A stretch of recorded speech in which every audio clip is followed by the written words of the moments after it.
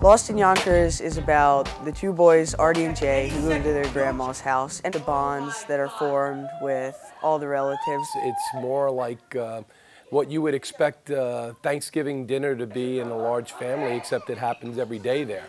You're both getting so handsome. Thank you, Ephrata.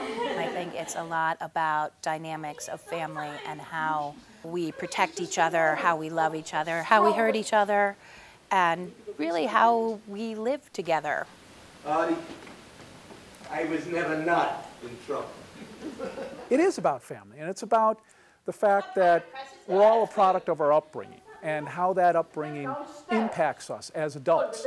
It deals with family conflict in a very humorous way and teaches a lesson, I believe. I can't believe we're fighting a war to make a better world for someone like you. Jay is one of two brothers. The other brother's Arty. And they find themselves in the midst of the World War II chaos after their mom has just died from cancer. And Arty and Jay are forced to stay at their grandma's house. Grandma rules with an iron fist. And Jay and Arty, when they get there, they sort of see all the effects that Grandma has put on her kids. It's a sacred secret. Say it with me. This is a sacred secret. Over the course of the 10 months that they're stuck there, they actually begin to form a really tight bond with everyone in the house. Eddie is a man at the end of his rope. He has two teenage sons. His wife has died. He has taken out a significant loan from a loan shark, and he's got to pay this money back in a relatively short period of time, so he's a little stressed out. So you never take for yourself. For someone you love, there comes a time when you have no choice. He's got to find a way to convince his mother to take his two sons in while he disappears for 10 months or so to raise enough money to pay back this loan shark.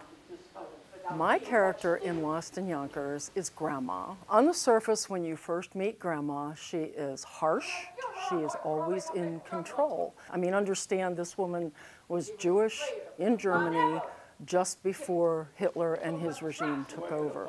She raised these children alone, and she had to do it on a shoestring. She had to be strict. She felt this was the best way to teach her children what she wanted them to learn. This house is no place for boys.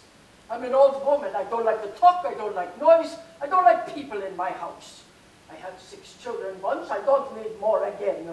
Uncle Louis' character in Lost in Yonkers, he's a gangster who has been made to be a tough guy, and so he lives out on the streets, and he's a bag man for a big mob guy. He's the comic relief a little bit in the show, and his through line in the story is he's actually hiding from the mob. He's hiding in his mother's apartment and comes upon his 2 nephews who are living there. They kind of grow close to each other, and he connects really well with them. What, this? Don't worry about this. I'm holding it for a friend. This policeman I know.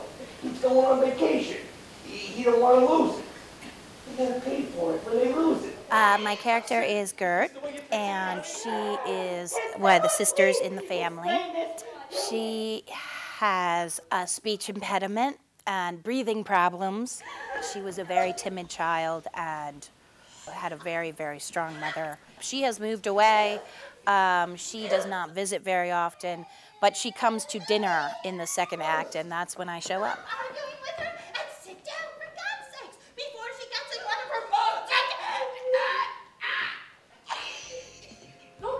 It is Neil Simon's Pulitzer Prize-winning play. It's very sharp, it's very witty, but there is some drama. There's so many layers in it. I think that the audience, if they just sit back and allow themselves to be entertained, they will.